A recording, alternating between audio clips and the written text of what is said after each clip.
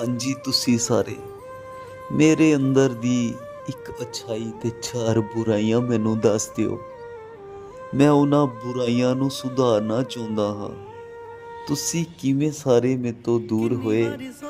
ਮੈਂ ਇੱਕ ਵਾਰ ਫਿਰ ਜੱਫੀ ਪਾ ਕੇ ਰੋਣਾ ਚਾਹੁੰਦਾ ਹਾਂ। ਮੈਂ ਆਪਣੇ ਤੇ ਕੰਮ ਕਰਨਾ ਹੁਣ। ਆਪਣੇ ਤੇ ਕੰਮ ਕਰਨਾ ਹੁਣ ਖੁਦ ਨੂੰ ਸੁਧਾਰਨਾ ਚਾਹੁੰਦਾ ਹਾਂ।